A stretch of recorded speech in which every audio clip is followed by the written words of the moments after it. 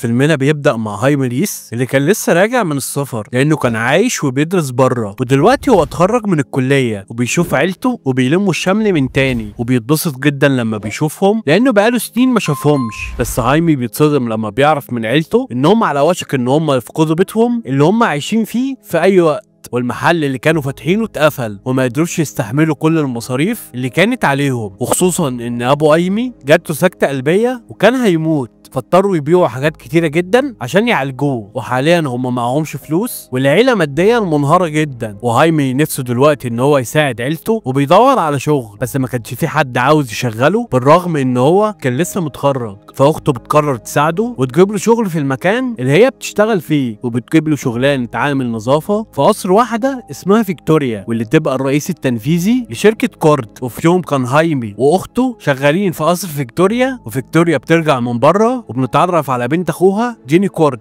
وبنشوف اعلان لشركة كورت عن مشروع اسمه اوماك، واوماك دي بتكون بدلة خارقة ومليانة مميزات، وفيكتوريا كانت بتخطط انها تبيع الاختراع ده للجيش، بس جيني كانت رافضه ان شركه تشتغل على مشروع اوماك لان الملف بتاع المشروع ده اتقفل من زمان من قبل ابوها تيد كورت، وتيد ده كان الرئيس التنفيذي لشركه كورت. وجيني بتطلب من فيكتوريا انها توقف مشروع اوماك، ولكن فيكتوريا بترفض وبتقول لها ما تنسيش نفسك، انا صاحبة الشركة الحقيقية وانا مشغلاكي في الشركة علشان باباكي مش اكتر، وبتهددها وبتقول لها ما تقفيش في سكتي. وكار باكس الحارس الشخصي لفيكتوريا كان هيضرب جيني، وهايمي ساعتها كان سامع الحوار اللي بيحصل وبيقرر يتدخل لانه ما كانش حابب يشوف جيني متضايقة، وبسبب ان هو اتدخل في حاجة ما تخصوش فيكتوريا بتطرده هو واخته من البيت، وبيطلعوا هما الاتنين بره القصر، وجيني بتيجي وراهم وبتتأسف لهم ان هما اتطردوا من شغلهم، وبتدي رقمها لهيمي وبتوعده انها هتجيب له شغل تاني. وهيمي بالليل كان متردد يقبل الشغل من جيني ولا لا، بس ابوه بيكلمه وبيقنعه يكلمها ويقبل الشغل منها. وتاني يوم العيله كلها بتوصل هيمي قدام شركه كورد، وهيمي حس بالاحراج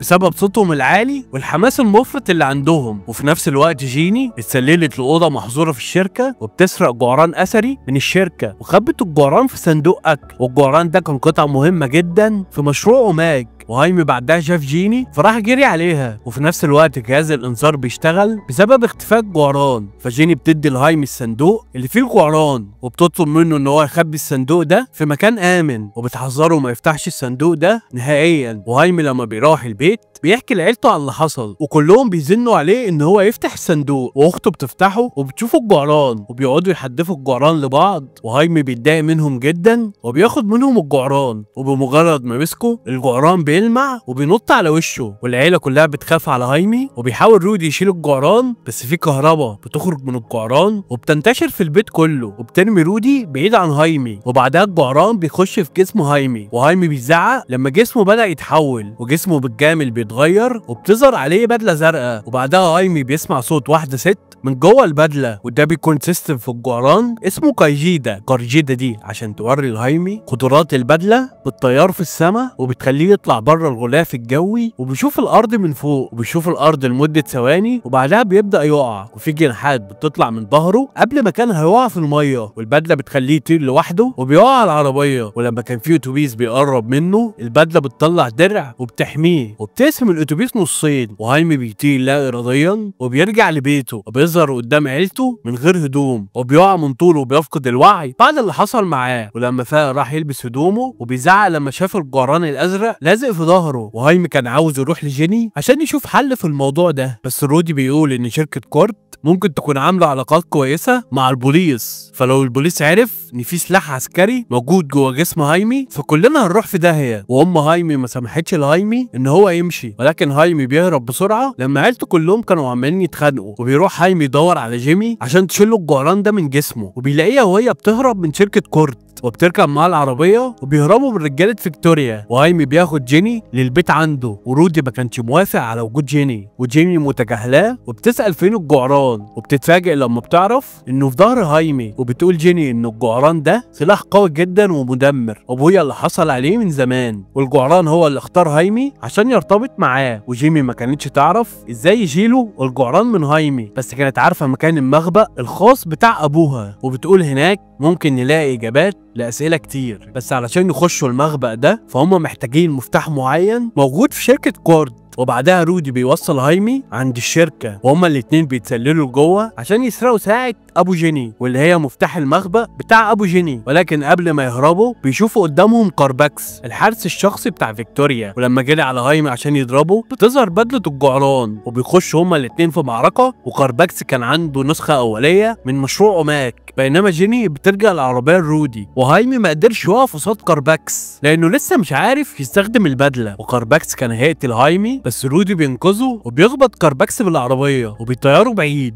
وهايمي بيركب معاهم العربيه وبيتحركوا بسرعه، وكانوا في طريقهم لمخبأ ضد ابو جيني وبيوصلوا لقصر ديد كورت. وجيني بتفتح قب باستخدام الساعه وبيخشوا المختبر السري بتاع والدها، وبيطلع ان هو كان مخبي بطلته الخارقه هناك ومسمي نفسه بلو بيتل. ورودي بيقول لهايمي بلو بيتل ده كان بطل خارق زمان زي سوبرمان كده وفلاش. هو ما كانش قوي زيهم بس ديد كان شخص عبقري. ورودي بيقعد على الكمبيوتر وبيحاول يخترقه، وجيمي وهايمي بيطلعوا الدور اللي فوق. وكايجيدا بتشفي الجروح بتاعت هايمي وبتقول لجيمي ان ديد ابوها قضى عمره كله وهو بيدرس الجعران، وام جيني هي اللي الهمت ديد ان هو يصبح بطل خارق. ولكن الجعران مختارش ديد وما ارتبطش معاه، فقرر ديد ان هو يصنع بدله خارقه وصنع لنفسه معدات وسمى نفسه بلو بيتل. ولما ام جيني ماتت ديد بعدها على طول اختفى ومفيش حد عارف مكانه، وهي عجبتها العلاقه اللي عاملها هايمي مع عيلته، بس في نفس الوقت حست بالغيره لانها نفسها يكون عندها عيله زي دي. ولما جيني فتحت قلبها لهايمي كانت بتميل عليه علشان تبوسه، ولكن بيخش عليهم رودي اللي جه عشان يقول لهم ان هو نجح في اختراق كمبيوتر ديد وانه لقى شويه معلومات عن الجعران. ومبدئيا كده الجعران ارتبط مع واحد قبل كده اسمه دان، ودان ده كان الاستاذ بتاع ديد، بس الجعران ساب داد لما دان مات.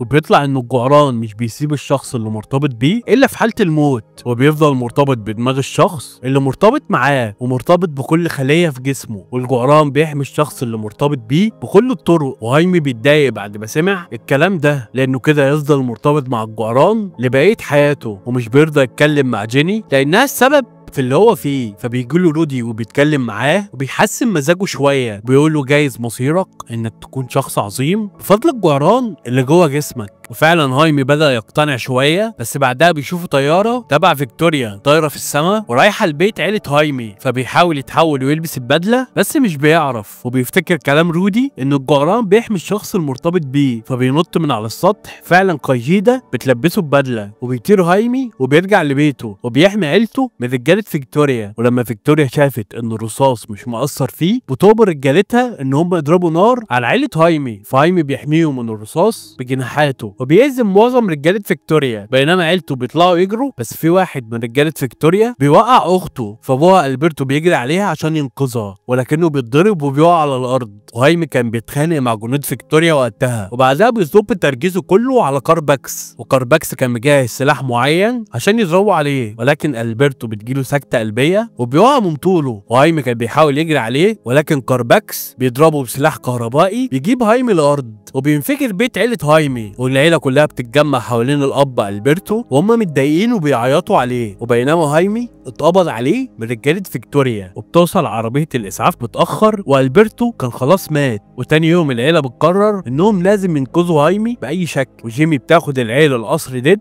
وبتركبهم طياره كانت بتاعه ديد اسمها طياره الحشرات وهيستخدموها وهم رايحين ينقذوا هايمي. وجيني بتسيبهم كمان يستخدموا اسلحه ابوها وبيحطوا الخطه للهجوم، وبيتحركوا بعدها على جزيره قريبه من دوله كوبا، وهناك هايمي كان مسجون، وهناك برضه كانوا بيدوروا اوماك. وبعدها جيني والعيله بيوصلوا وبيهزموا معظم رجاله فيكتوريا باستخدام طياره الحشرات. وجيمي وميلاجرو بيتسللوا لجوه عشان يلاقوا هايمي، وشافوا اوضه جواها وحدات كتير بتتعزز وبتستمد قوتها من الجعران. وعلى الناحيه التانيه فيكتوريا بتقول انها بتخطط تبني الالاف من الجنود الخارقين، وعمليه نقل الطاقه من جعران لاوماك هتموت هايمي. والعالم المسؤول عن كل الليله دي ما كانش موافق على خطط فيكتوريا، بس هي بتجبره يشتغل ويعمل اللي هي بتقول له عليه. وبيبدا بجهاز الاوماك اللي عند كارماكس، وهايمي بيبدا يزعق وبيتألم والقوه بتسحب منه وبتروح لكارباكس. وهايمي كمان قرب يقف ولكنه بيشوف رؤيه لابوه وهو بيحتضنه وبيشجعه وبيقول له تقبل قدرك